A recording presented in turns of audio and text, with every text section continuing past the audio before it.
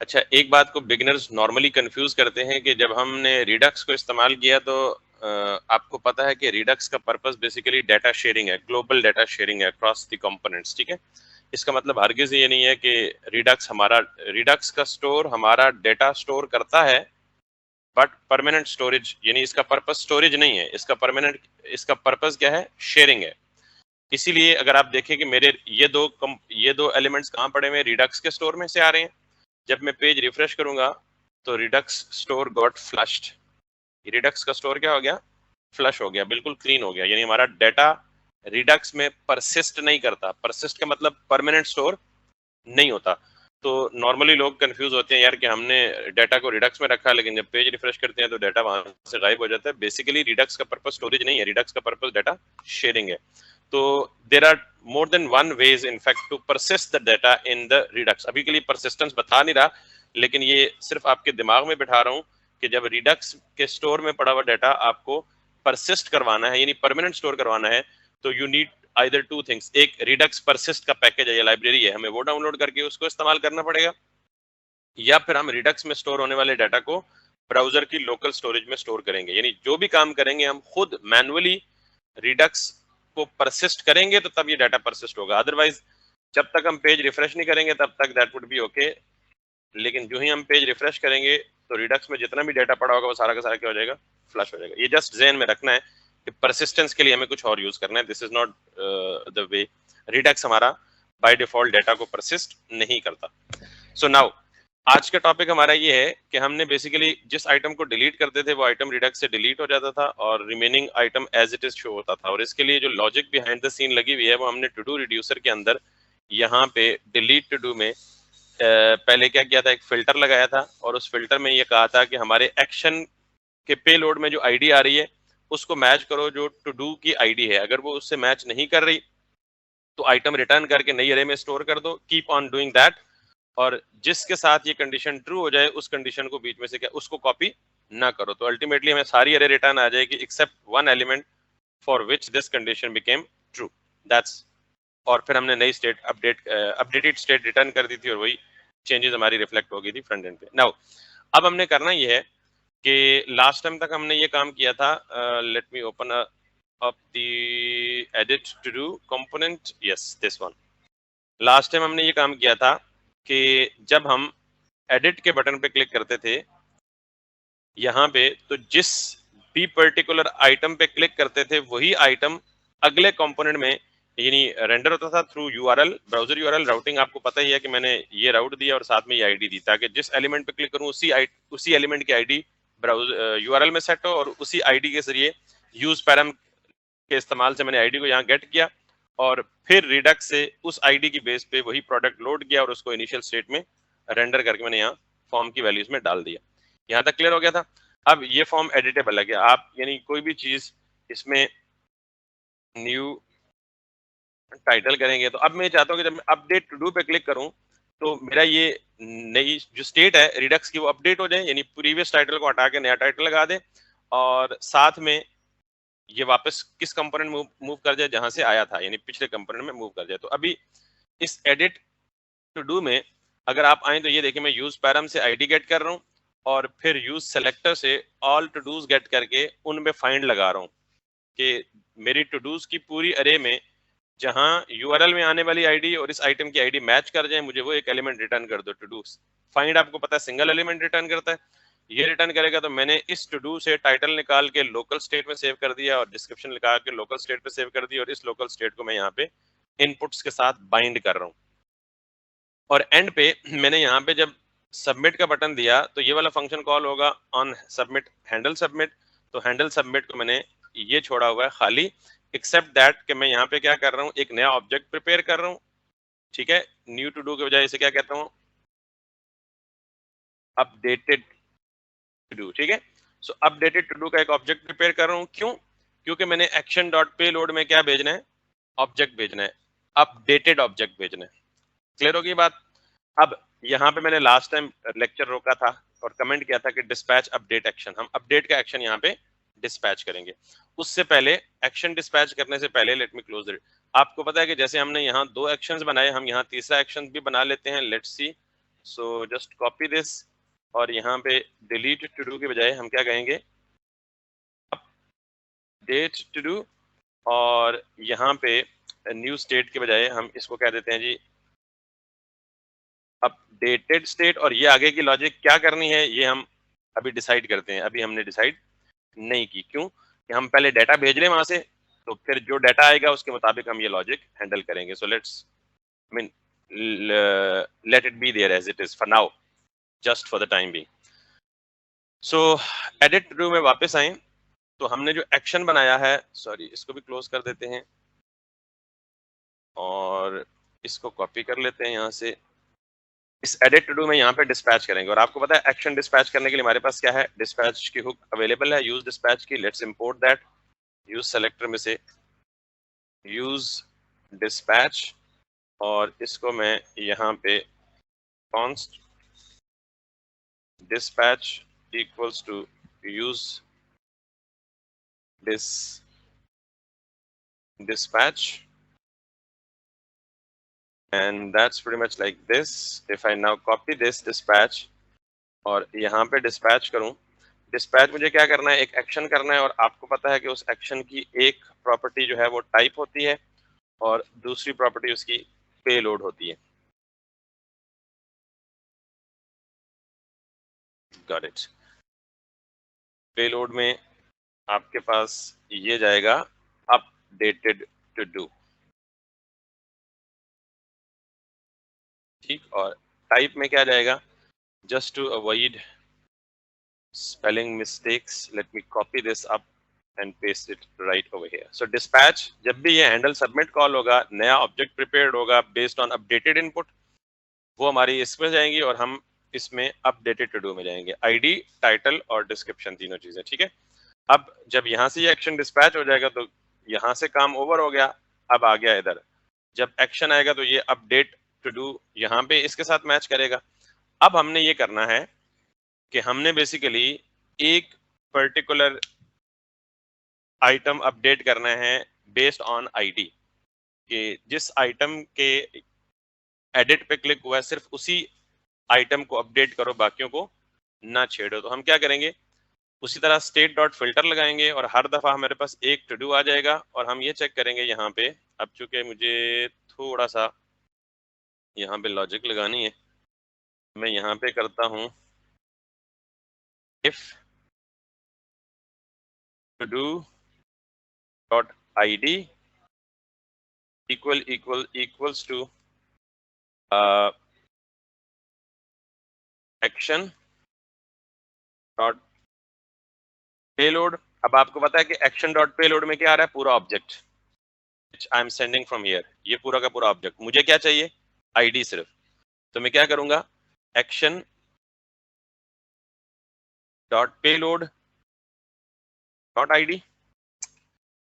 अगर ये बराबर है तो इसका मतलब क्या हुआ कि यही वो अपडेट, यानी जिस टू डू के लिए, क्योंकि ये लूप चल रही है ना फिल्टर, तो हर एक टू डू की आईडी उठ के एक्शन में आने वाली आईडी से मैच होगी। तो जिस आईडी के लिए या जिस आइटम के लिए ये कंडीशन ट्रू होगी, इसका मतलब हमें यही आइटम क्या करना है, अपडेट करना है, ठीक। सो हम इसको कहेंगे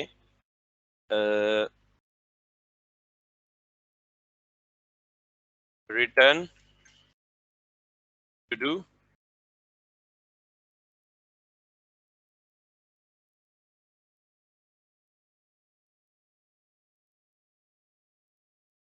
एल्स में क्या करेंगे,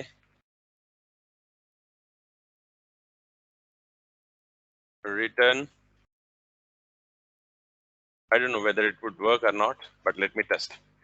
मेरी लॉजिक क्या कहती है, you are not agree, you can in fact stop me here. मैं ये चाहता हूं कि अगर टू डू की आईडी, टू डू का मतलब जो एग्जिस्टिंग स्टेट में टू डू पड़ा हुआ है उसकी आईडी मेरे पे लोड में आने वाली आईडी के बराबर है, तो फिर क्या करो, वो वाला टू डू रिटर्न कर दो, and this would go to this, जिसके लिए कंडीशन ट्रू होगी। और अगर कंडीशन ट्रू नहीं होगी तो फिर क्या करेगा, जो टू डू है जो भी है नॉर्मली वो रिटर्न करो। I mean how, okay. यहाँ पे टू डू नहीं करूंगा, बल्कि यहाँ क्या करूंगा, एक्शन डॉट पेलोड। नाउ मेरी एग्जिस्टिंग स्टेट के टू डू की आईडी अगर एक्शन यानी पेलोड में आने वाली आईडी के बराबर है, तो फिर कौन सा, इसका मतलब यह है कि यही वो आइटम है जिसको मैं क्या करना चाहता हूँ, अपडेट करना चाहता हूँ। तो फिर उस केस में क्या रिटर्न करो, action dot payload, because action dot payload में क्या पड़ा हुआ है, फ्रेश अपडेटेड आइटम। अगर ये कंडीशन ट्रू नहीं है, फॉल्स है, तो फिर क्या रिटर्न करो, नॉर्मल जो भी टू डू है वो रिटर्न करो। तो जब ये सारी इटरेशंस पूरी होंगी तो अपडेटेड स्टेट में मेरे पास क्या आएगा, बेसिकली एक नई अरे आएगी, और उस नई अरे को मैं यहाँ पे क्या करूंगा,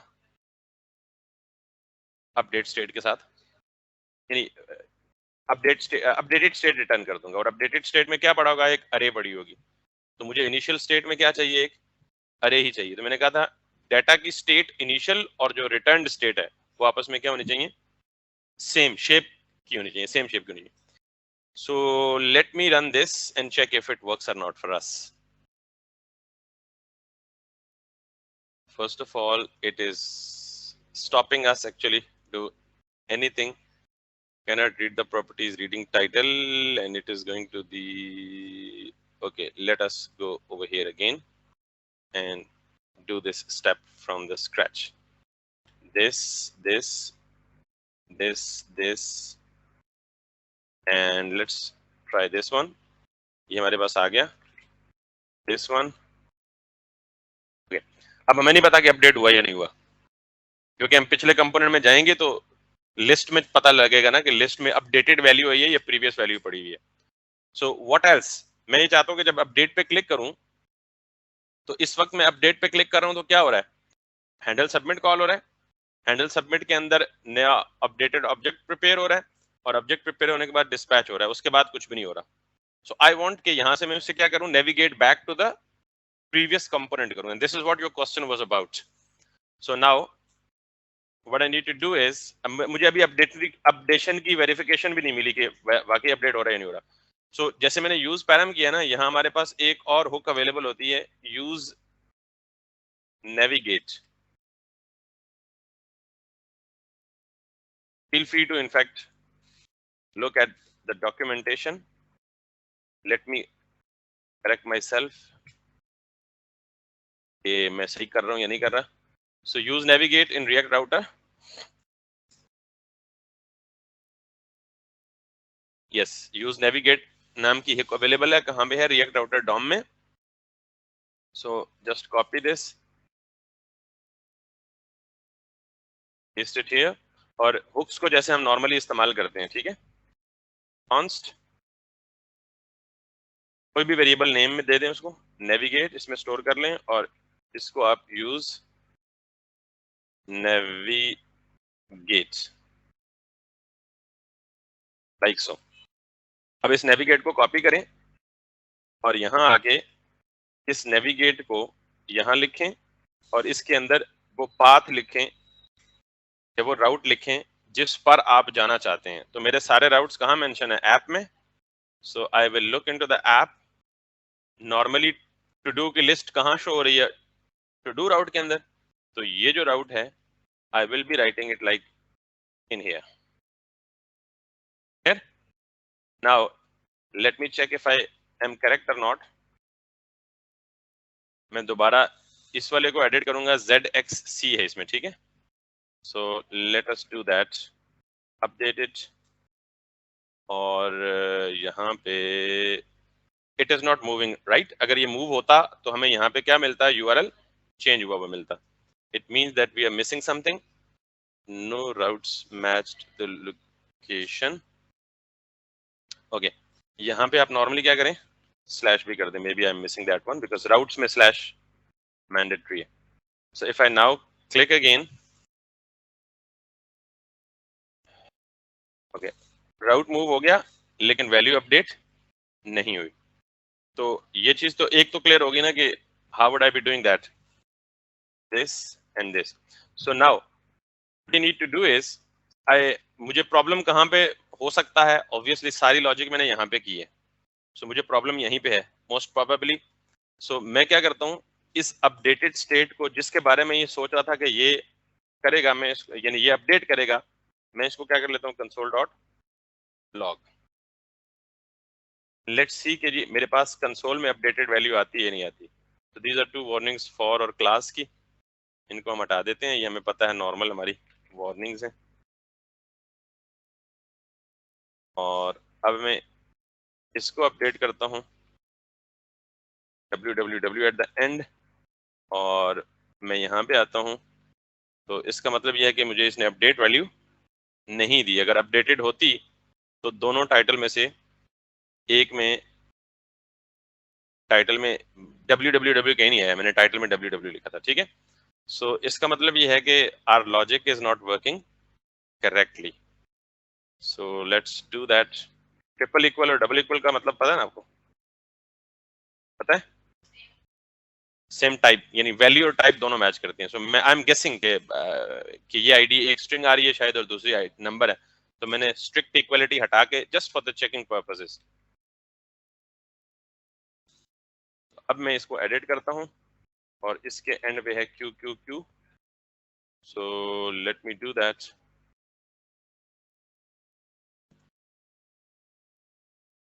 अच्छा, फिर अगला काम क्या है कि मैं ये चेक करता हूँ कि ये क्या, ये कंडीशन मैच होके इसके अंदर आ रहा है या नहीं आ रहा, ठीक। सो लेट मी अगेन अलर्ट कर दें। ये जस्ट डिबगिंग की टेक्निक्स हैं कि इफ की कंडीशन ट्रू हो रही होगी तो इफ के अंदर आएगा, इफ के अंदर आएगा तो ऑब्वियसली एक्शन डॉट पेलोड में पूरा ऑब्जेक्ट है वो रिटर्न करेगा, ये करना चाहिए उसको। If it is not doing that then we will check what is the problem. If we now check it updated, इसका मतलब इफ की बॉडी के अंदर आ रहा है। अब अगर इफ की बॉडी के अंदर आ रहा है तो फिर हम इफ की बॉडी के अंदर इस पेलोड को देखते हैं कि ये अपडेटेड पेलोड आ रहा है या नहीं आ रहा। Got it?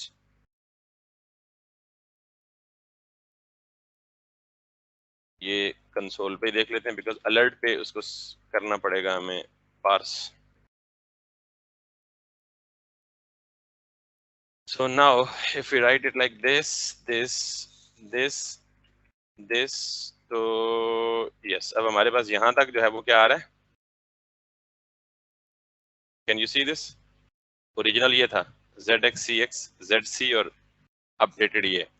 तो इसका मतलब ये है कि हमारा यहाँ तक भी पहुंच रहा है, लेकिन ये एक्शन डॉट पेलोड पे नहीं जा रहा है। So why is it so? If this becomes true, then return this. Again we need this, not strict comparison. 1 1 1 1, इसको हम करते हैं 1 1 1 1. Yes, now it is deleting. वो ID का मसला था, we were expecting one to be deleted, ठीक है। और अब ये जो deleted array में से इसमें हम एक और ऐड कर देते हैं, यानी इसको स्प्रेड करें। स्प्रेड करने के बाद एक्शन डॉट पेलोड, वही काम किया जो मैं पहले एक्सप्लेन कर चुका हूँ, ठीक है, सिवाय इसके कि हम आईडी मिस कर रहे थे बार बार।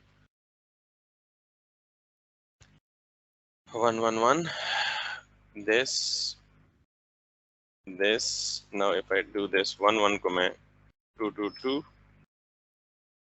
it's working, ठीक। और इस 2 2 को वही कहीं और भी यार,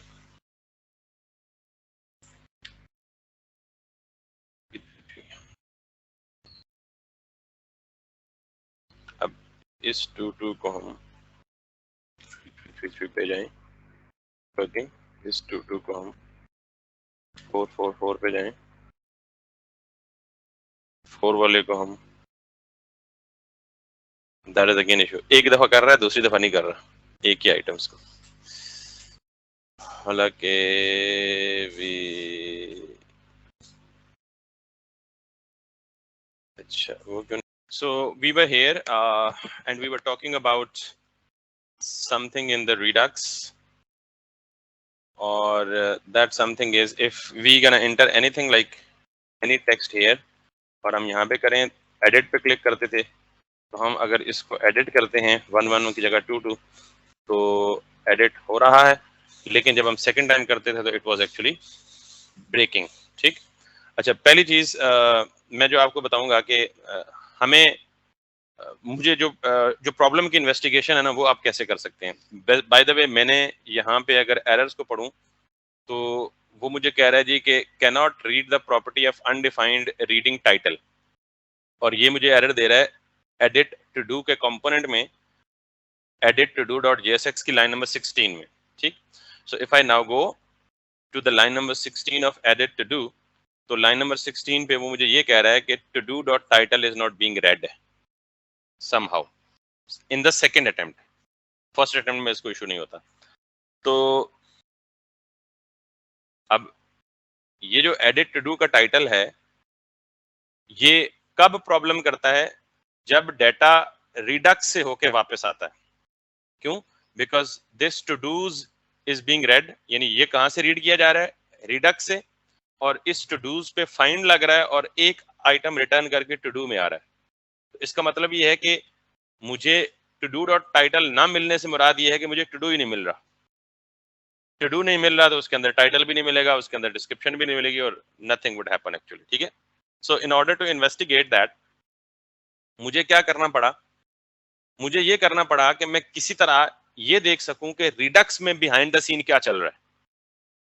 यानी मुझे रिडक्स की स्टेट, जिस तरह मैं ये इंस्पेक्ट एलिमेंट में अपने जावास्क्रिप्ट के कोड को डीबग करता हूं, I need a way through which I can detect, through which I can at least go through the redux state behind the scene कि वो क्या स्टोर कर रही है। ठीक है, तो उसके लिए एक तरीका है, बेसिकली redux dev tool की एक एक्सटेंशन है, क्रोम की एक एक्सटेंशन है redux dev tool। अगर आप इसी तरह इंस्पेक्ट एलिमेंट में जाएंगे और यहाँ पे ये, अगर आपने redux dev tool extension download की हुई है तो आपके ब्राउजर में ये redux का ऑप्शन आ रहा होगा। If I click on that, तो I would be having this kind of interface. तो ये बेसिकली क्या है आपका? Redux Dev Tool, ये ब्राउजर की एक्सटेंशन है। तो सबसे पहला काम हमने क्या करना है? Dev Tool एक्सटेंशन को डाउनलोड करना है। कैसे करेंगे? आप सिंपली यहाँ लिखेंगे Redux Dev Tools और उसमें जाएंगे, यहाँ पे साथ में लिखेंगे Redux Dev Tool Chrome। तो ये वेबसाइट URL नोट कर लें, chrome.google.com। इस पे आप जाएं और ये जो मेरा Redux Dev Tool already installed है, Redux Dev Tool की एक्सटेंशन, मेरा यहाँ लिखा आ रहा है remove from the Chrome, because ये मेरे पास ऑलरेडी एडेड है। अगर ये एडिट नहीं होती तो ये मुझे कहता ऐड टू द क्रोम। ठीक है, तो पहला स्टेप आपने ये करना है, Redux Dev Tool। जब ये आप ऐड कर लेंगे तो दो जगहों पे आपको ये मिल सकती है। एक तो यहाँ पे ये क्रोम वाले टूल में आप जाएंगे तो यहाँ पे ये लिखा हुआ है Redux Dev Tool, got it. और अगर आप देखें तो यहाँ भी हल्का सा डिम सा वही डेव टूल नजर आ रहा है। ये डिसेबल होगा अगर आपकी जो वेबसाइट ओपन है वो रिएक्ट में नहीं होगी, और इनेबल हो जाएगा ऑटोमेटिकली जब कोई भी ये रिएक्ट बेस्ड या रिडक्स बेस्ड वेबसाइट को डिटेक्ट करेगा। अगर मैं यहाँ पे जाऊं तो कैन यू डू दैट, ये मुझे बता रहा है कि आप टू लेफ्ट डॉक करना चाहते हैं, to right, to top, to bottom, इसी तरह जैसे इंस्पेक्ट एलिमेंट है इसको डॉक कर सकते हैं टॉप। तो पहला स्टेप ये है कि मेरी जो डेव टूल एक्सटेंशन है वो ब्राउजर के साथ क्या हो चुकी है? इंस्टॉल हो चुकी है।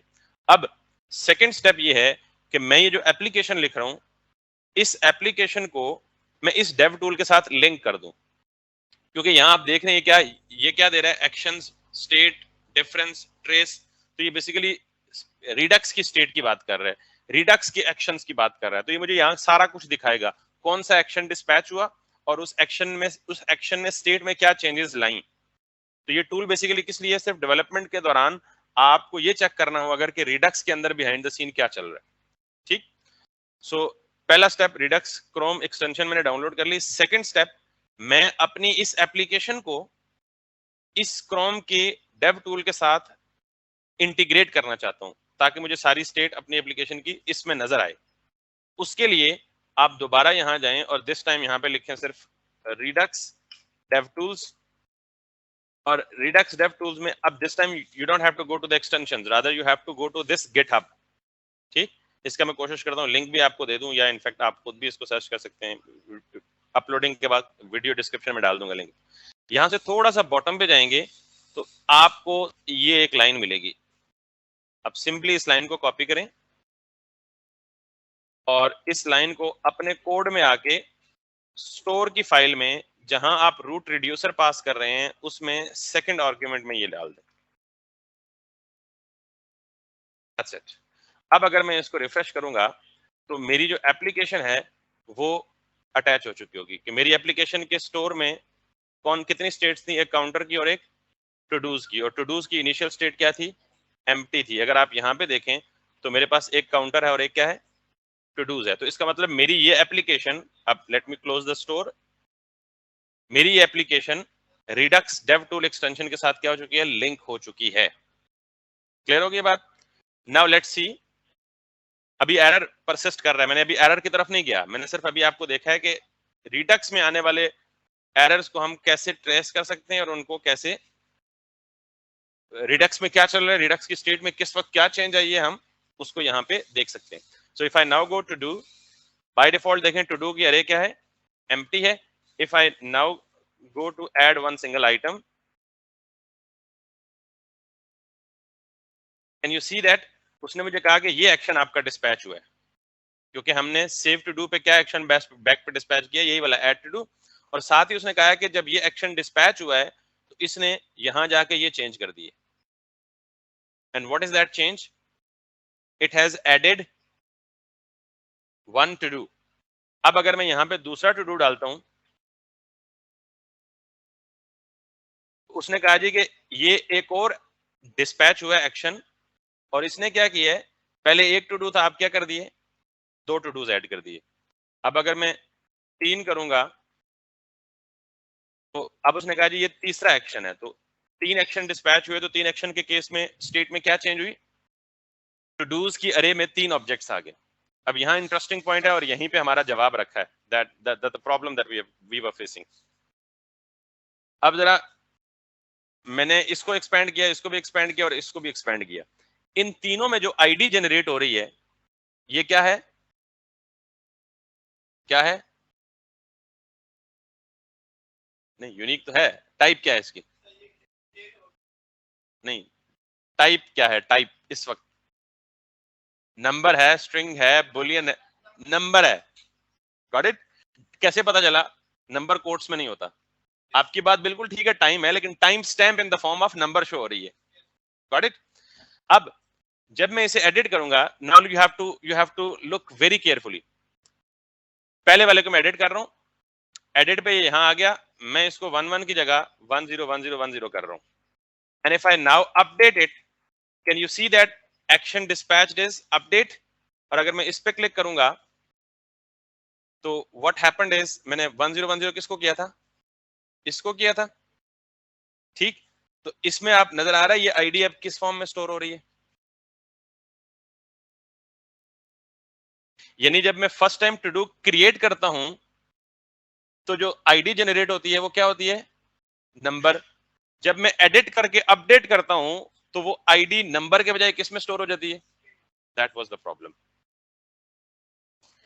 हाँ, अब अभी क्यों हो रहा है इसकी रीजन में तो जाते हैं ना, अभी इसको ठीक भी करते हैं। लेकिन प्रॉब्लम पता लग गया कि व्हाट इज द प्रॉब्लम, कि जब मैं first time to do create करता हूं तो मेरी आईडी किस फॉर्म में स्टोर हो रही है, न्यूमेरिक फॉर्म में। जब मैं उसको एडिट करने के बाद अपडेट करता हूं तो अपडेट करेक्टली हो जाता है फर्स्ट टाइम, लेकिन वो आईडी किस फॉर्म में स्टोर हो जाती है, स्ट्रिंग में। अब जब मैं दोबारा 110 को अपडेट करूंगा, इट गॉट ब्रोक्ड, या it got broken. Why it was broken, because पहली दफा ब्रेक नहीं हुआ क्योंकि आईडी नंबर में थी जो हम एक्सपेक्ट कर रहे थे, सेकंड टाइम आईडी किस में गई, स्ट्रिंग में गई। तो इसका मतलब ये है कि हमें या तो दोनों आईडीज को, यानी टू डू सेव करते वक्त भी स्ट्रिंग में सेव करें और अपडेट करते वक्त भी स्ट्रिंग करें, या तो दोनों को स्ट्रिंग बना लें या दोनों को नंबर बना लें। क्लियर? प्रॉब्लम समझ आया कहां पे है, कि जब हम ऐड करते हैं तो आईडी जनरेट होती है इन द फॉर्म ऑफ नंबर, जब हम अपडेट करते हैं तो आईडी सेव होती है इन द फॉर्म ऑफ स्ट्रिंग। तो प्रॉब्लम तो ये है, तो हल क्या है, या दोनों को स्ट्रिंग बना दें या दोनों को नंबर बना दें। सो लेट्स सी, अब मैं अगर यहाँ पे जाऊँ ना टू डू फॉर्म में जहां सेव हो रहा है, तो सेव तो ये हो रहा है, जब हैंडल सबमिट के बटन पे क्लिक होता है तो न्यू टू डू क्रिएट होता है, तो सबसे पहले आईडी जनरेट होती है date dot now, it gives us the current time stamp in the form of a number. मैं इसे क्या करता हूं, मेरे पास एक बिल्ट इन फंक्शन होता है, मैं इसे कह देता हूं टू स्ट्रिंग। टू स्ट्रिंग क्या करेगा बेसिकली, ये जो भी प्रोड्यूस होगी आईडी, टू स्ट्रिंग का फंक्शन बिल्ट इन है, ये उसको क्या कर देगा, स्ट्रिंग में कन्वर्ट कर देगा। तो सिर्फ इतना काम करने के वक्त क्या होगा कि अब जब नया टू डू क्रिएट होगा वो भी स्ट्रिंग में सेव होगा, जब अपडेट हो जाएगा तो वो भी क्या होगा, let's see that. So let me go back to the this, let us go to the to do, let us go to 1111। अब देखिएगा जब ये आएगा फर्स्ट, तो add to do action dispatch हुआ, इसने एक टू डू बीच में डाला और इसने अब आईडी किस में जनरेट की, स्ट्रिंग में जनरेट की। अब जब मैं इसे एडिट करूंगा तो इट इज ब्रेकिंग। इसकी वजह क्या है, देखें, जब मैं एडिट करता हूं तो ये किधर जाता है, एडिट टू डू के कंपोनेंट में, ठीक, एडिट टू डू के कंपोनेंट में जाते हैं। एडिट टू डू के कंपोनेंट में सबसे पहले क्या करता है, ये यूआरएल से आईडी को ग्रैब करता है। दिस टाइम यूआरएल में आने वाली आईडी क्या है, स्ट्रिंग है, तो मैं यहां पे क्या कर रहा था, उसको, ये स्ट्रिंग है, ये नंबर है, तो लेट मी ब्रेक दिस। अब नहीं जरूरत रही, पहले जरूरत थी जब तो हमने रखी थी। अब ये जो आइटम में एग्जिस्टिंग आइटम की स्टोर्ड आईडी है वो भी क्या है, स्ट्रिंग है, ये भी क्या है, तो strict comparison should work. Now if I go back, let's see if it works or not. Let me go there once more, do 1111 is first time id किस फॉर्म में स्टोर हुई, and if I now edit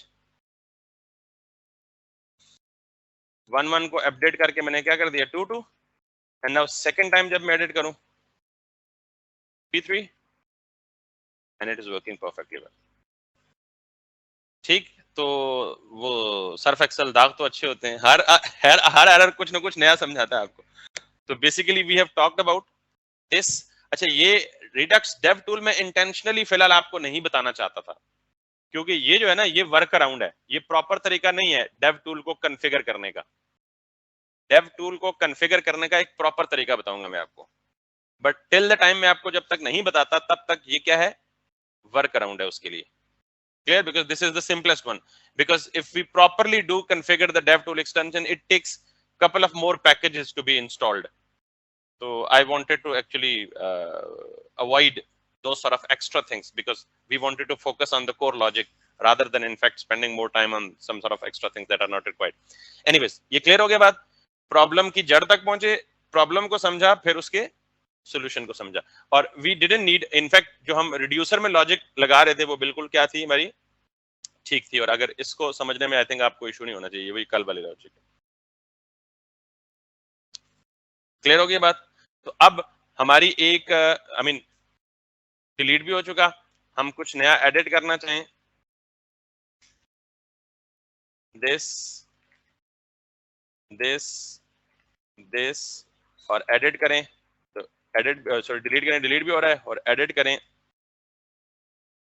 edit भी हो रहा है। It's not making, अगर दोबारा edit करें 11 को 2 के साथ, everything is perfectly working. So this is our basic but a complete Redux app. मतलब it's not a anything that is very advanced, लेकिन असल में आपको जो बात, अच्छा यहाँ से आप देख सकते हैं स्टेट का डिफरेंस क्या है, प्रीवियस स्टेट क्या थी, नई स्टेट क्या है, ये सारा कुछ आप देख सकते हैं। यहाँ से आप इसकी ट्रेसिंग वगैरह कर सकते हैं।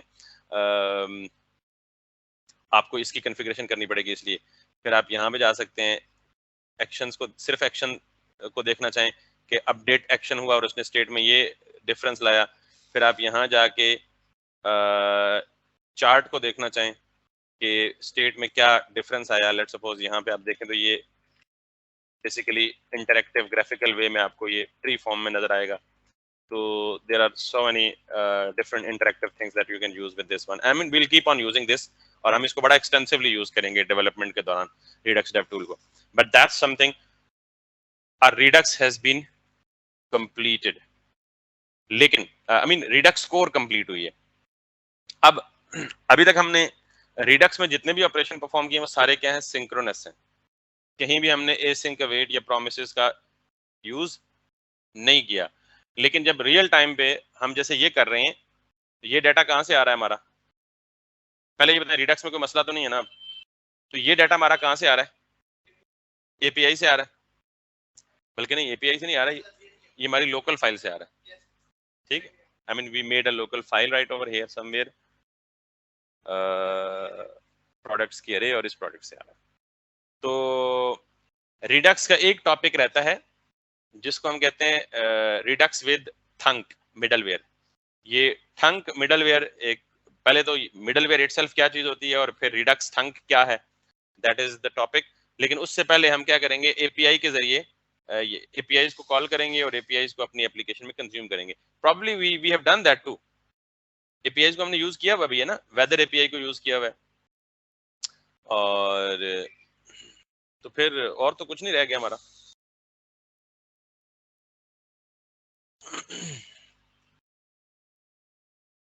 हम्म,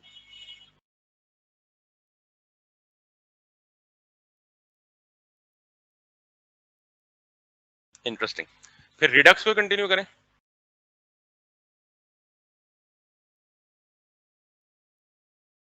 क्योंकि आई एम थिंकिंग कि हम बैकएंड ईद के बाद स्टार्ट करें। We are left with 2 days, तो जितना भी फ्रंट एंड है मैं आपको ईद की छुट्टियों में एक तगड़ा सा टास्क, तगड़ा सा तो मिला हुआ आपको, और आपने कब स्टार्ट करना है भाई? नहीं, जो एक फुल फ्लेज केएफसी का जो प्रोजेक्ट मैंने बताया है, इसी तरह की ई कॉमर्स वेबसाइट जिसमें प्रॉपर सारा कुछ ऐड टू कार्ट हो, रिमूव फ्रॉम कार्ट हो, इसी तरह डिटेल पेज हो, ये सारी। ईद के बाद पता है आपके कोर्स को, आपने सिर्फ फ्रंट एंड करना था, तो आपको सिर्फ 10-15 दिन रह गए हैं, तो ये भी इसी तरह गुजर जाएंगे। 23rd of July, 2 महीने पूरे हो रहे हैं, तो मोस्टली अगर हम गए भी बहुत ज्यादा गए तो 30th of July तक जाएंगे, और अगले 2 महीने, बल्कि हम 23rd of July से ऊपर नहीं जाएंगे, क्योंकि 13th of July we will be back after Eid, तो 10 दिन रह जाएंगे, तो जो फ्रंट एंड के छोटे मोटे रह गए ना कॉन्सेप्ट्स, वो हम उनमें डिस्कस करेंगे, और उसके बाद हम 2 महीने पूरे डेडिकेट करेंगे बैक एंड के लिए। तो इसलिए ईद की छुट्टियों में आप कुछ कर लें मेहरबानी, ठीक है ना? क्योंकि मुझे कोई इशू नहीं है, आप ये कोर्स करने के बाद जब जाएंगे, तो फिर आप जब स्टार्ट करेंगे, तो फिर जब आपको प्रॉब्लम आएंगे तो पूछेंगे किससे? अभी करेंगे कोर्स, मेरे कोर्स के दौरान प्रोजेक्ट शुरू करेंगे, तो जो प्रॉब्लम आएंगे वो डेली मुझसे पूछेंगे, जिस तरह पहले पूछते रहे, उसका हल भी आपको पता चलेगा फिर, और वो at the end of the day आपको एक कंप्लीट फ्रंट एंड का प्रोजेक्ट बना बनाया आपके पोर्टफोलियो के लिए बन जाएगा। आपका बेटा मैंने बहुत हो गया ना अब रिलैक्सेशन, फ्रंट एंड ये कंप्लीट, ये प्रोजेक्ट जो आपका अपना है driving school management system, Eid की छुट्टियों के बाद 13th of July को मुझे पूरी की पूरी यूआई चेक करनी है, ताकि हम जब बैकएंड स्टार्ट करें तो डे 1 से हम इसी पे बैकएंड पे इंप्लीमेंट। एनीवेज, अब मैं रिडक्स का थोड़ा सा एडवांस पार्ट टच करने जा रहा हूँ, और उसके लिए what I need is, I need something called redux, once again redux. और रिडक्स में अगर आप जाएं, तो हमने ये डायग्राम बड़ी डिटेल के साथ पढ़ी थी, और इस डायग्राम को अगर आप सामने या जहन में रख के रिडक्स इंप्लीमेंट करेंगे, तो you won't be having any problem. ठीक, अब एग्जैक्टली इसी तरह की एक और डायग्राम दिखाने लगा हूं, लेकिन उसमें सिर्फ छोटा सा फर्क होगा, बाकी सारा कुछ सेम होगा, छोटा सा फर्क होगा, मतलब खैर वो तो देख के आप बताएंगे कि वो छोटा सा फर्क है बड़ा सारा फर्क है बहरल। So let's C,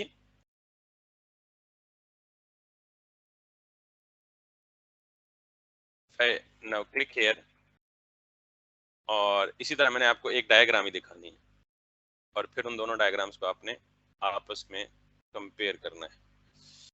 so I wish I could have that to,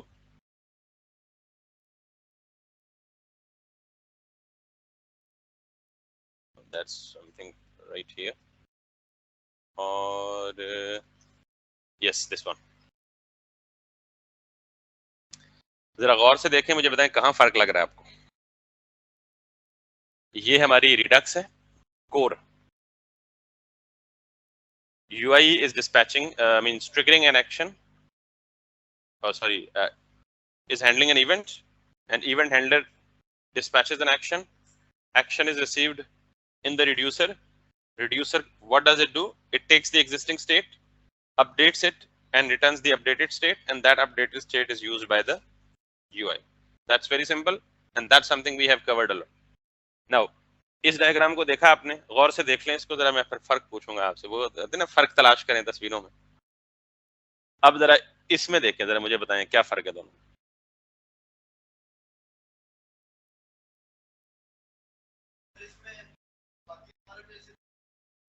exactly, यानी only this part is different. ये जो पार्ट हाईलाइट हुआ हुआ है, only this is a difference, and why it is a different. और यहीं से आपको पता चलेगा ठंक क्या है, और ठंक की जरूरत क्यों पड़ी, या मिडलवेयर क्या है उसकी जरूरत क्यों पड़ी। So let me talk about this. Can you see, यहां तक फ्लो सेम है, मतलब स्टार्ट से देखिएगा। यूआई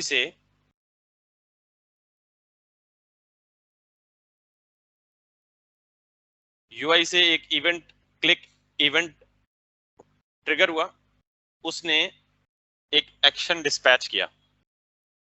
अब आप देख रहे हैं कि इस एक्शन में वो ऑब्जेक्ट नहीं है। कौन सा वाला ऑब्जेक्ट जो मैं कह रहा था कि टाइप और पेलोड, यानी ऑब्जेक्ट जिसमें टाइप और पेलोड की दो प्रॉपर्टीज थी। अब इसमें वो नहीं है, इसमें क्या लिखा हुआ है, एक्शन स्लैश ठंक। इसका मतलब ये ठंक का एक्शन है। अब ठंक है, ये बात समझ तब आएगी जब आप इस डायग्राम को बड़ा क्लोजली और डीपली अंडरस्टैंड करेंगे। अब आगे चलने देते हैं इसको। हमारा जो नॉर्मल एक्शन था रिडक्स का, वो डायरेक्टली कौन रिसीव करता था, लेकिन ये ठंक एक्शन कौन रिसीव करेगा, मिडलवेयर। अच्छा, middleware is nothing, it's a simple function. Middleware का मतलब क्या, मिडल मैन, यानी इसको हमने दो चीजों के बीच में इंजेक्ट कर दिया। वो दो चीजें कौन कौन सी हैं, एक्शन डिस्पैच और रिड्यूसर के दरमियान हमने बेसिकली एक और फंक्शन इंजेक्ट कर दिया, तो इसलिए उसको हम क्या कहते हैं, मिडल वेयर। है ये बिल्कुल प्लेन फंक्शन, ये एक स्पेशल फंक्शन है, मैं बताऊंगा कि है फंक्शन ही। तो अब जब ये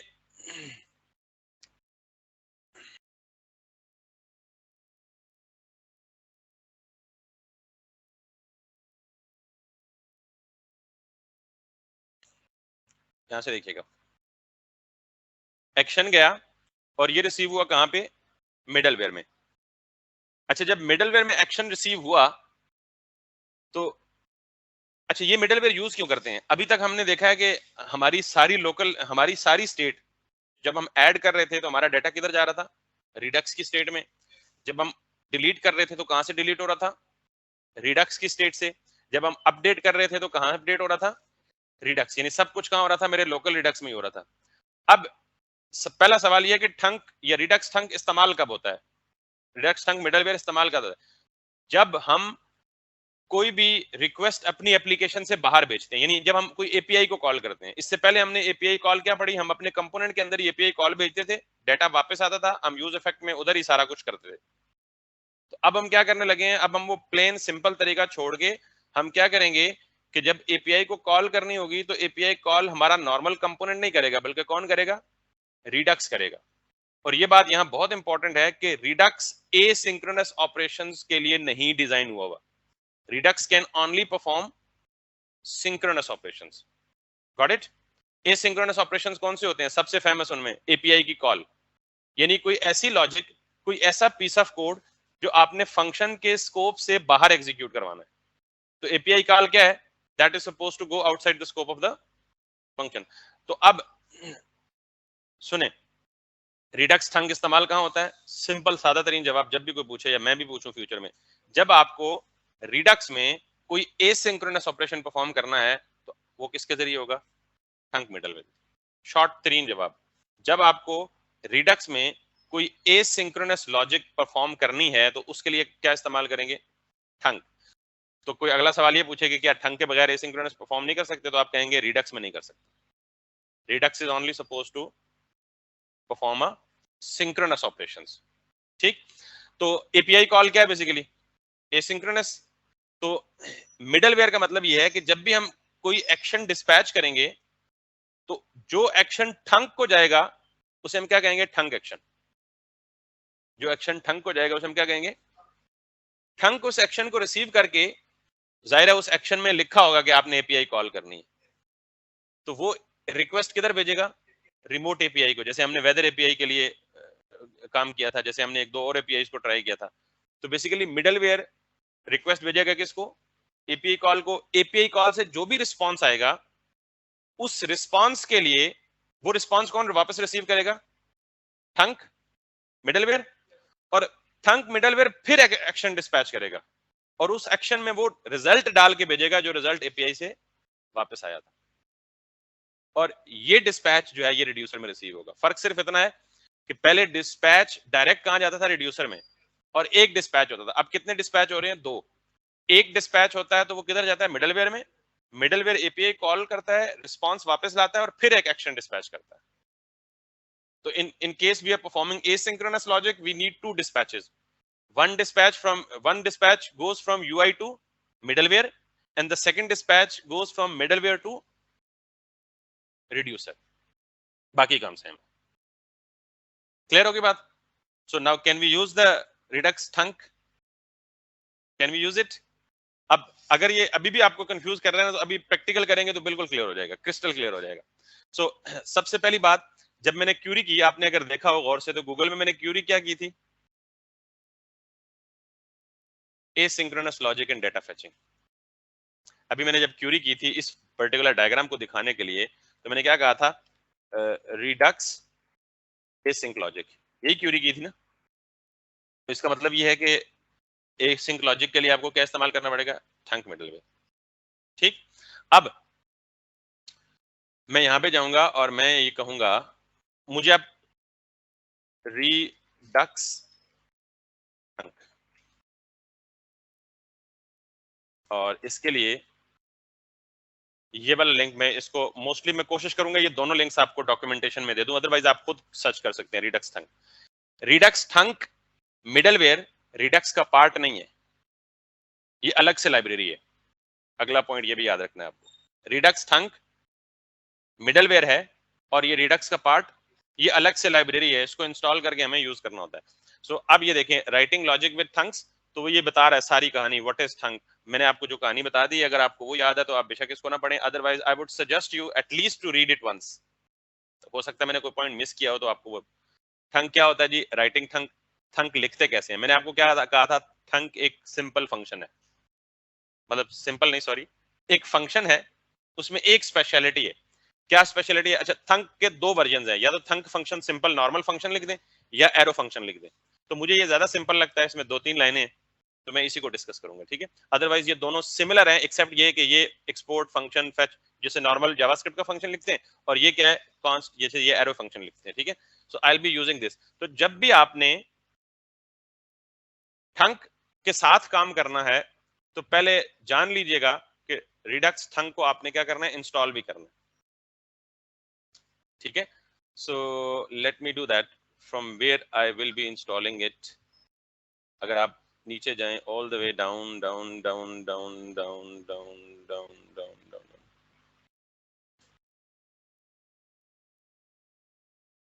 so let me get installed। कहाँ आ गया जी Redux thunk, what is thunk, writing थंक,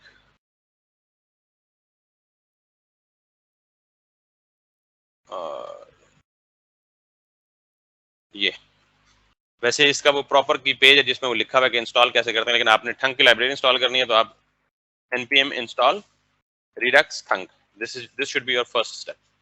so let me come back and let me open up the terminal, let me do this and npm I redux thunk। ठीक,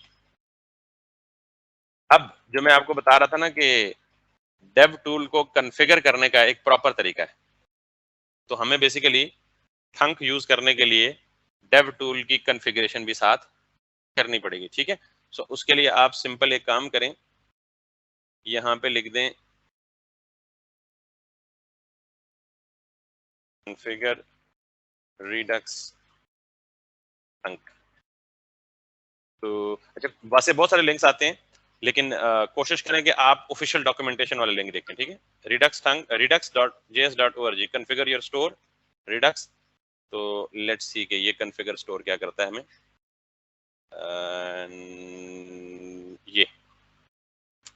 ये तीसरा link जो मैं आपको ये वो है जो प्रॉपर रिडक्स थंक की कॉन्फ़िगरेशन बताता है आपको।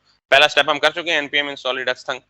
सेकंड स्टेप वो ये बताता है कि all you have to do is this.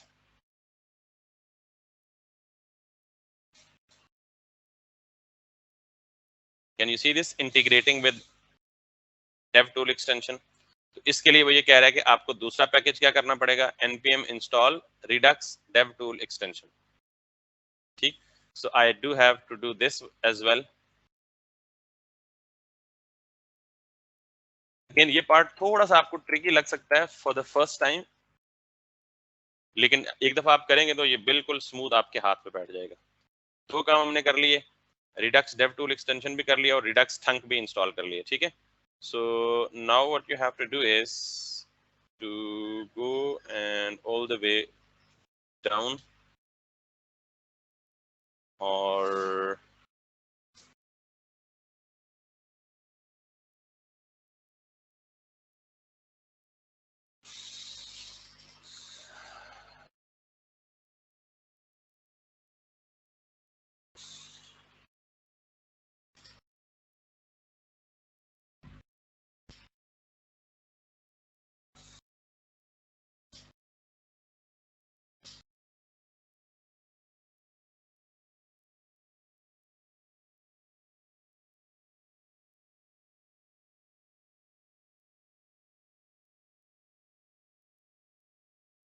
there are multiple ways. I'm looking for the simplest one, so that's why I'm taking time, huh?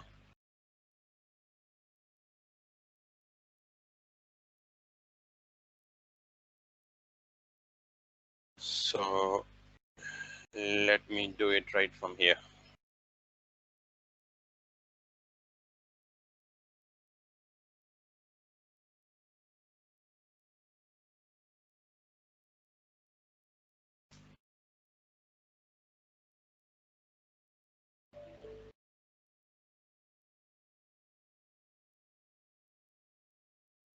Yes.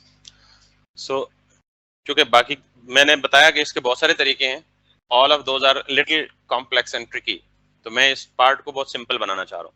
मैंने दो पैकेजेस इंस्टॉल कर लिए, रिडक्स थंक और रिडक्स डेव टूल एक्सटेंशन, ठीक है। आपने क्या करना है, सिर्फ इस तरह से इन दोनों को इंपोर्ट कर लेना है। मैंने यहाँ से कॉपी किया, let me store my on store, और यहाँ पे मैंने एक पैकेज ये इंस्टॉल किया था, लेट मी सेपरेट देम। आपके सामने रिडक्स थंक, इसके अंदर थंक मिडलवेयर, इसको मैंने यहाँ से निकाला रिडक्स थंक से, और रिडक्स डेव टूल एक्सटेंशन में से क्या निकाला, कंपोज विद डेव टूल। ये बात क्लियर होगी। What about the second part is,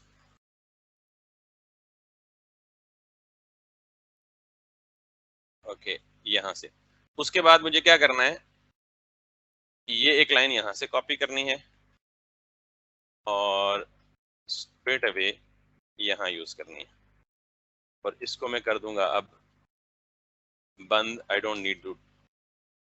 अब जरा देखें मैंने क्या किया, इन्हीं दोनों को मैंने यूज कर लिया। थंक मिडलवेयर, सॉरी, पहले मैंने कंपोज विद डेव टूल, ये मुझे कहां से मिला था, रिडक्स डेव टूल एक्सटेंशन। तो मैंने ये कंपोज विद डेव टूल इस फंक्शन को कॉल किया और उसके अंदर अप्लाई मिडलवेयर को कॉल किया। ये अप्लाई मिडलवेयर कहां से आएगा, that we can get from redux. फिर तो मैंने क्या किया, कंपोज विद डेव टूल, ये क्या करेगा, ये हमारी एप्लीकेशन को लिंक कर देगा किसके साथ, डेव टूल के साथ, जो मैंने अभी आपको बताया एक्सटेंशन हमने डाउनलोड की, उसके साथ अप्लाई मिडलवेयर। ये दो काम करेगी ये लाइन, एक तो मेरी इस एप्लीकेशन को डेव टूल के साथ लिंक कर देगी, और दूसरा रिडक्स थंक मिडलवेयर को मेरी एप्लीकेशन के साथ कॉन्फ़िगर कर देगी। तो ये काम तो ये हो रहा है, इसके अंदर मैंने क्या कहा, apply middleware which is the function I have taken from the Redux, और उसके अंदर मैंने ठंक मिडलवेयर पास कर दिया which is taken from the Redux thunk. अगर ये आपको याद ना रहे कोई मसला नहीं, मुझे भी याद नहीं रहती, मैंने भी आपके सामने अभी गूगल में 2-3 चक्कर लगाए हैं तो पता चला, लेकिन आपको एटलीस्ट इसके कॉन्फ़िगर करने का तरीका पता होना चाहिए। पूरी एप्लीकेशन में ये आप क्या करेंगे, ओनली वंस, एक दफा कॉन्फ़िगर हो गया, दोबारा आपने इसको छेड़ना भी नहीं है, इसकी टेंशन नहीं लेनी, ठीक। सो नाउ अब मेरे पास, मैंने ये सारा कुछ सेटअप कर लिया। ये जो वर्क अराउंड था ना स्टोर क्रिएट करते वक्त, सेकंड आर्गुमेंट मैंने आपको कहा था कि जब तक मैं आपको कॉन्फ़िगर करना प्रॉपर्ली नहीं बताता तब तक ये रखें। अब आप इसको हटा दें और इसकी जगह ये लगा दें। अच्छा,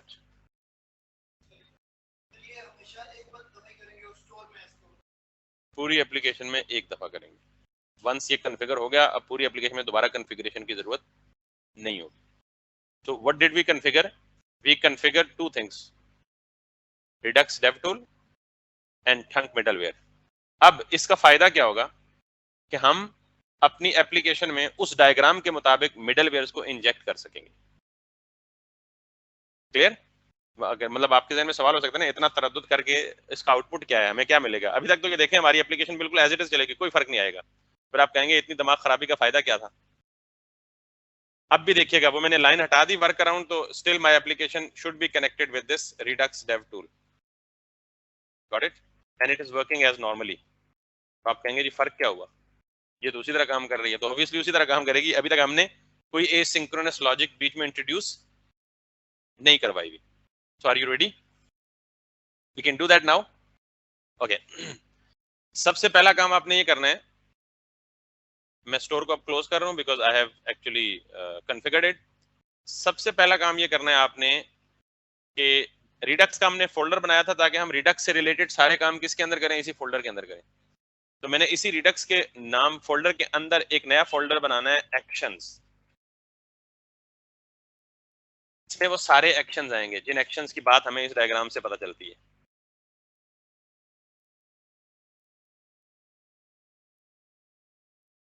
ये जो एक्शंस है ना, एक्शन ठंक, तो ये बेसिकली एक्शंस के फोल्डर में हम क्या रखेंगे, सारे ठंक एक्शंस रखेंगे। और ठंक एक्शंस क्या होते हैं? मिडलवेयर होते हैं। और ये कहाँ आते हैं? आपके एक्शन डिस्पैच और आपके रिड्यूसर के बीच में, मिडवे में आते हैं, ठीक है। That's why they are called middleware. तो अब मैं ये क्लोज कर दूंगा, ये भी क्लोज कर दूंगा, और यहाँ पे आके एक्शंस में क्या करूंगा, सबसे पहले मैं ये टू डू वाला काम ही ना मैं एक्शंस में कन्वर्ट करने लगा हूँ फॉर द टाइम बिंग। या यूं कर ले कि हम कोई रिमोट एपीआई कॉल कर लेते हैं, ठीक है।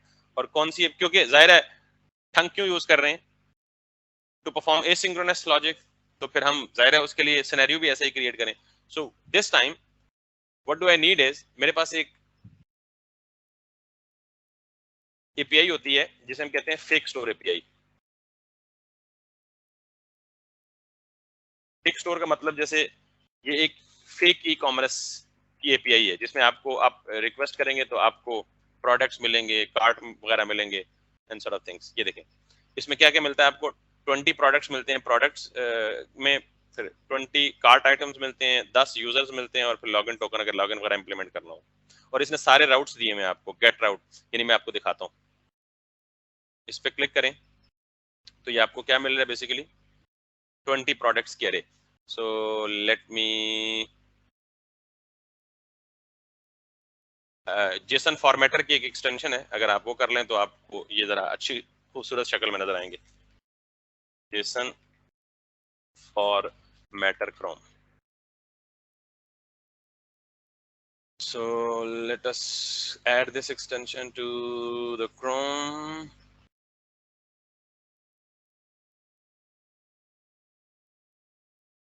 और जेसन फॉर्मेटर को मैंने यहाँ कर दिया, इसको बंद कर दिया और इसको रिफ्रेश किया। This is what. तो ये बेसिकली फेक स्टोर एपीआई, ये एक प्रोडक्ट है जिसमें क्या क्या पड़ा हुआ है, आईडी पड़ी हुई है, टाइटल पड़ा हुआ है, प्राइस पड़ा हुआ है, डिस्क्रिप्शन, कैटेगरी, इमेज, रेटिंग और दिस। तो हम इस फेक स्टोर एपीआई को टेस्टिंग पर्पस के लिए यूज करेंगे, क्योंकि अभी तक हमने बैकएंड नहीं पढ़ा, तो जब तक बैकएंड नहीं पढ़ा तो हमारी अपनी कोई एपीआई लिखी हुई नहीं है, तो हम मोहताज हैं हम किसी की एपीआई। लेकिन हमें टेस्ट क्या करना है, asynchronous operations with Redux थंक, and वो हम टेस्ट कर सकेंगे सक्सेसफुली फेक स्टोर एपीआई से। तो अब मैं क्या कर रहा हूं, अब मैं अपने होम पेज पे ये जो प्रोडक्ट्स लोड कर रहा हूं, ये कहां से लोड कर रहा हूं, बेसिकली अपनी लोकल फाइल से।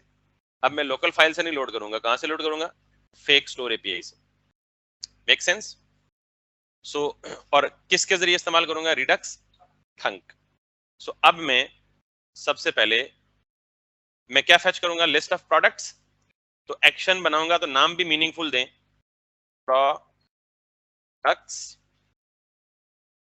एक्शंस, नॉट यस, नाम कुछ भी दे सकते हैं, लेकिन कोशिश करें कि अब मैं प्रोडक्ट से रिलेटेड जितने भी एक्शंस बनाऊंगा इसी फाइल में बनाऊंगा। ठीक, तो ये जो एक्शन होगा ये क्या होगा, ठंक एक्शन होगा। तो ठंक एक्शन के लिए मैंने आपको अभी बताया कि we have to go and we have to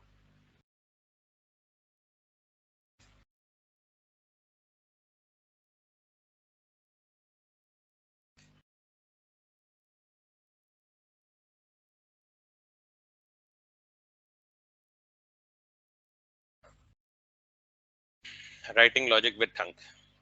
मैंने आपको कहा कि ये दो फंक्शन है, मैं एरो फंक्शन वर्जन यूज करूंगा, आप ऊपर वाला भी यूज कर सकते हैं। आप सिंपली इसको कॉपी करें और यहां पे इसको पेस्ट कर दें। अब जरा इसको जरा आपने देखना है,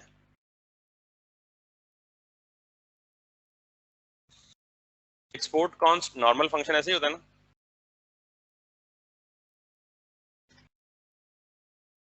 ये फंक्शन एक और फंक्शन रिटर्न कर रहा है, ये फर्क है बस। नॉर्मल फंक्शन में और ठंक के फंक्शन में एक फर्क है कि नॉर्मल फंक्शन में क्या रिटर्न करता है, कोई वैल्यू, कोई अरे रिटर्न करता है, कोई स्ट्रिंग रिटर्न करता है, कोई नंबर रिटर्न करता है, कोई कैलकुलेटेड रिजल्ट रिटर्न करता है। ठंक का एक्शन में क्या रिटर्न करता है, एक और फंक्शन, यानी function that returns another function. और अब इस लाइन को जरा मजीद एनहांस कर लें, function that returns another asynchronous function.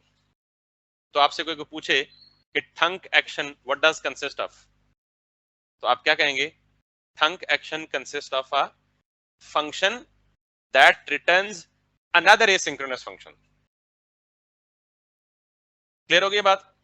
ये आज का लेक्चर पिछले सारे लेक्चर्स पे इंपॉर्टेंट है, इसलिए जब तक बात क्लियर ना हो तो यहां से छोड़ना नहीं है रूम। तो पहली तो ये कि ठंक क्या बला होती है, एक मिडलवेयर होता है। फिर ठंक एक्शन क्या होता है, thunk action is simply a function that returns another asynchronous function. तो अब यहां देखें, export const name of the function, और नॉर्मली एरो फंक्शन इससे होता है ना। और मैंने आपको कहा था कि अगर एरो सिंबल के बाद एक ही स्टेटमेंट हो तो एक्सप्लिसिट रिटर्न की जरूरत नहीं पड़ती, तो ये सारी की सारी एक ही स्टेटमेंट कंसिडर करें, पूरा फंक्शन। तो this main outer function is returning another asynchronous function. कैसे पता चला, एसिंक का कीवर्ड लगा हुआ है ना, and this inner asynchronous function takes one argument, ये भी प्री डिफाइंड है। अब जरा मैं इसकी डेफिनेशन को मजीद एनहांस कर रहा हूं कि thunk action consist of a function that returns asynchronous function that takes one argument. ठीक है, आहिस्ता आहिस्ता इसलिए एक्सटेंड कर रहा हूं कि हजम हो जाए। Got it? अब this is the thunk action, it returns another asynchronous function, and that inner asynchronous function is taking one argument which is dispatch, and inside here we perform asynchronous operation. And what is our asynchronous operation? Definitely a call to the API। और वो API जैसे ये लिखा ना fake API, तो मैं यहाँ पे इस API को यूज करूंगा, इस वाली को, एंड कॉपी मैंने URL किया और यहां से यहां तक ये मैंने कर दिया। और आपको पता है ये क्लाइंट तो कुछ भी नहीं है, या एक्सियोस है या फेच है। एक्सियोस हमने यूज किया हुआ है ना एपीआई कॉल के लिए, हम क्या करेंगे, इसको AXIO पर इंपोर्ट भी हो गया ऑटोमेटिक। मैंने क्या कहा, अवेट axios.get। अब ये शक्ल पहचानते हैं आप कि what is it, it's simply a API call. Clear? So it will fetch the result क्या रिजल्ट फेच करेगी? All the products and will assign those products to this response. और नॉर्मली आपको पता है कि ये क्या रिस्पॉन्ड करता है? प्रॉमिस रिटर्न करता है। ठीक, अब ये जो डिस्पैच है ये कहां से आया? ये जो आर्गुमेंट मिला था आपको, तो मैं इस डिस्पैच में यहां पे ये रिटर्न करूंगा क्या? टाइप गेट ऑल प्रोडक्ट्स और payload is going to be response dot data. जो भी वो रिस्पॉन्स लाएगा उसकी डेटा के एट्रीब्यूट में या डेटा की प्रॉपर्टी में वो सेव करेगा। अब मैंने आपको ये डायग्राम में एक चीज बताई थी, अगर आपको याद हो, मैंने कहा था एक डिस्पैच यूआई करेगा, वो कहां जाएगी? ठंक में, और ठंक एपीआई से रिजल्ट लाने के बाद फिर डिस्पैच करेगा। तो ये जो डिस्पैच है ये कहां से आएगा? यहां एज एन आर्गुमेंट तो रिसीव हो रहा है, लेकिन आएगा कहां से? यूआई से। यूआई से डिस्पैच आया ठंक के अंदर, ठंक ने एपीआई को कॉल भेजी, एपीआई कॉल से जो रिस्पॉन्स आया तो उसने दोबारा डिस्पैच कर दिए। ये डिस्पैच किसको जाएगा? रिड्यूसर को। ये डिस्पैच कहां से आएगा? यूआई से। Can you see this diagram? Can you relate that logic to the diagram? अभी ये यूआई से हमने डिस्पैच नहीं किया, जब करूंगा तो तब बताऊंगा। UI will dispatch an action and that action will be received by the middleware, and this is the middleware. It is taking dispatch as an argument, and after taking it as an argument it will send the call to the API and will get the response from the API. After getting the response from API it will dispatch an action to the reducer, and this is what we are dispatching. ये तो normal तरीका है, आपको पहले से भी पता है। तो ये हमने क्या लिख लिया? एक ठंक एक्शन। क्लियर है यहां तक बात? गड़बड़ तो नहीं होगी कोई? हजम हो जाएगी ना आसान? ठीक है, एनीवेज अब मुझे क्या करना है? ये जो डिस्पैच जा रहा है, तो अभी तक हमने जो रिड्यूसर्स बनाए हैं, दो बनाए हैं, एक टू डू रिड्यूसर और एक तो प्रोडक्ट रिड्यूसर भी तो होना चाहिए ना एक। ठीक, तो मैं प्रोडक्ट रिड्यूसर क्यों? क्योंकि ये जो डिस्पैच कर रहा है एक्शन, ये कौन रिसीव करेगा? Product reducer. So let me create another reducer, and that is going to be a product reducer dot JS. Reducer की शक्ल सेम होती है, तो मैं यही कॉपी कर लेता हूं। इसको मैं डू रिड्यूसर की जगह क्या कर देता हूं?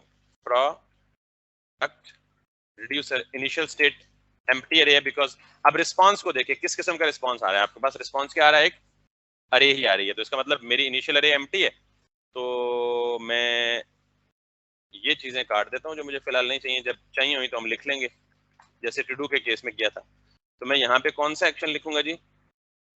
Get all products.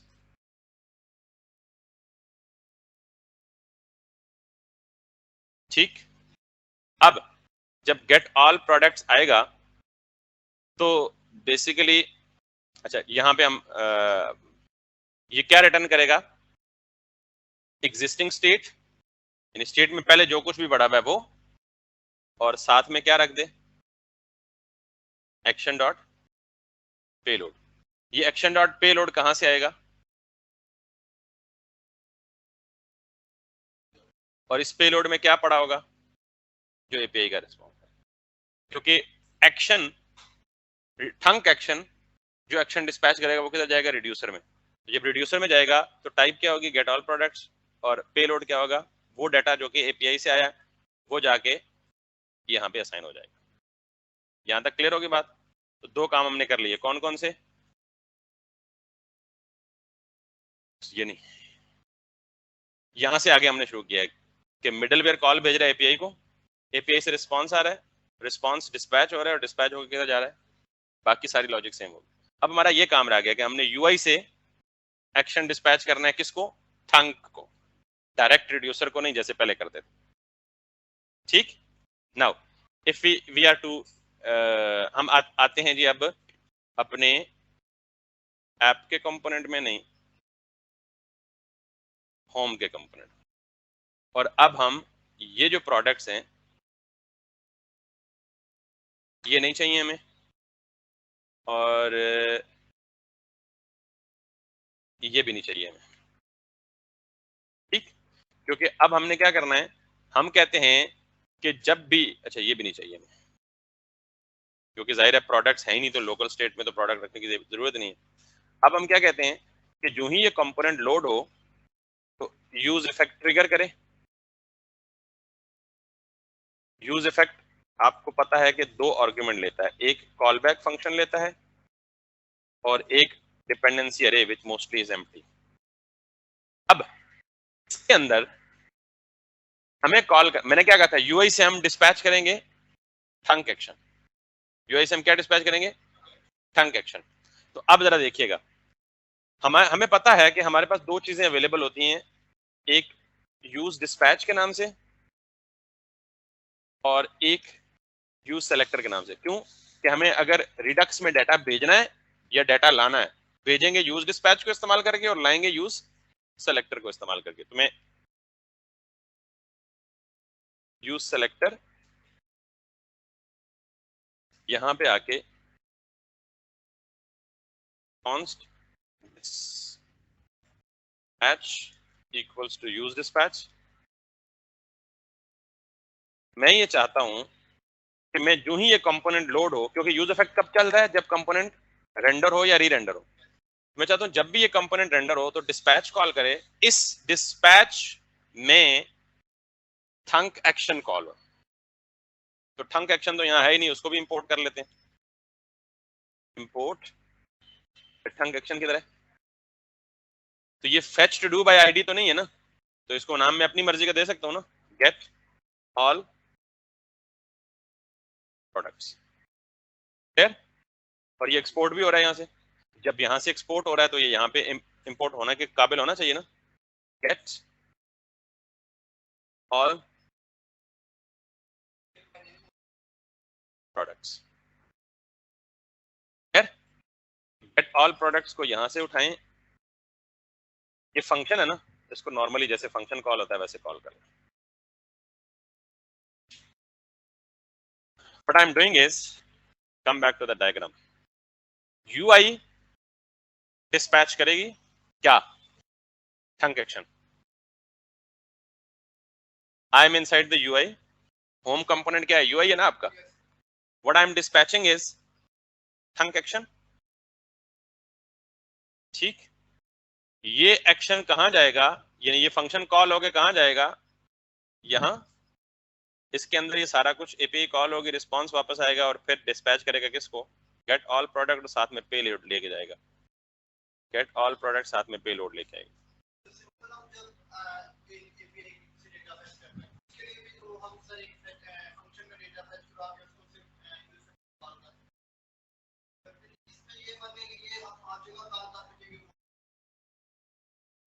ये सवाल पिछले बैच के एक स्टूडेंट ने पूरा कोर्स करने के 2 महीने बाद पूछा।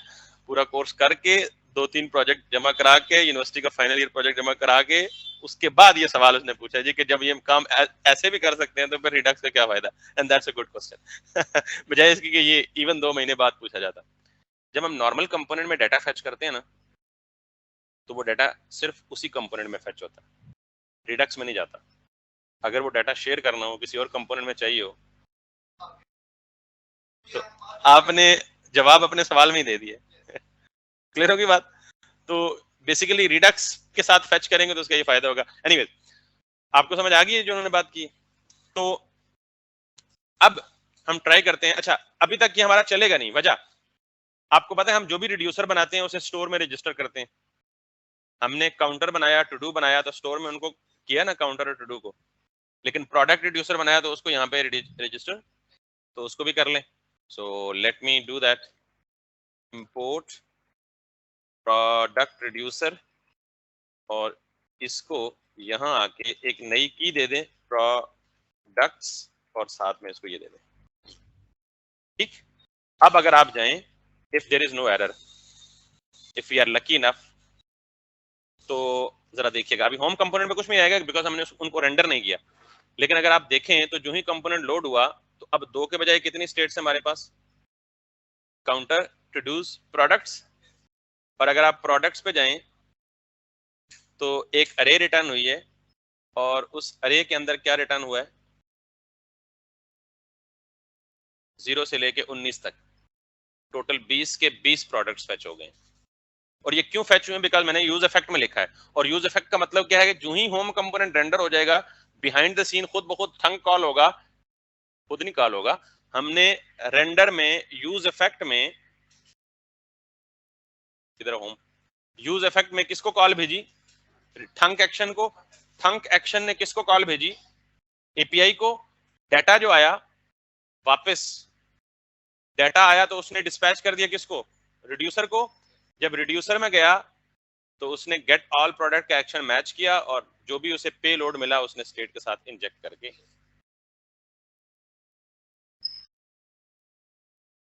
वैसे तो अब आपको इस काबिल होना चाहिए कि आप होम कंपोनेंट में ये जो डाटा आ रहा है, इनफैक्ट आ नहीं रहा, यहाँ यूज सेलेक्टर लगा के रिडक्स के स्टोर से डाटा फेच करें और उस पर मैप लगाएं। लेकिन अगर नहीं भी कर सकते तो कोई इशू नहीं, हम कल करेंगे, बिकॉज टुडे मेरी 4 बजे दूसरी क्लास है, तो वी आर ऑफ बोर्ड, ठीक है। तो that's pretty much for today. We can now claim that we have talked about complete Redux with Redux thunk. लेकिन ठहरें, वो जैसे टीवी एड्स भी नहीं करते सारा कुछ बता के, लेकिन ठहरें, एक ऑफर और भी है। ये जो रिडक्स का हमने काम किया है ये अब थोड़ा सा पुराना हो चुका है, गॉट इट। अब जो रिडक्स का स्टैंडर्ड है हर जगह आप पढ़ेंगे, it works and it will work. लेकिन आप देख रहे हैं एक चीज कि ये खुद कह रहा है कि we recommend using configure store method redux tool kit. तो रिडक्स का जो अब नॉर्मल स्टैंडर्ड चल रहा है वो क्या है, रिडक्स टूल किट। मैं आपको नहीं पढ़ाऊंगा टूल किट, लेकिन अगर आप कभी भी रिडक्स टूल किट पढ़ेंगे या मुझे कहेंगे पढ़ा दें तो मैं भी पढ़ा दूंगा, but not in fact as a separately, in fact after this course या somewhere at the end of the course जब हम अपना normal flow खत्म कर लेंगे, because we are getting late, we have to achieve the target। जब आप Redux tool kit को पढ़ने लगेंगे तो आपके ये सारे कॉन्सेप्ट जिनको मैंने बहुत बारीकी से बयान किया है, they would become very helpful for you, because इसके बगैर आप टूल किट को कभी नहीं समझ सकते। जो चीजें मैंने समझाई हैं इनको समझे बगैर, ठीक है। तो दे होल्ड अ की importance. That's pretty much it for today. कल हम इसको पूरा कर लेंगे, हम जो मतलब रिमोट एपीआई से प्रोडक्ट लाए हैं उनको यहाँ डिस्प्ले कर देंगे, और फिर जो छोटी मोटी कमियां कोजियां रह गई हैं, सो विल ऑब्वियसली बी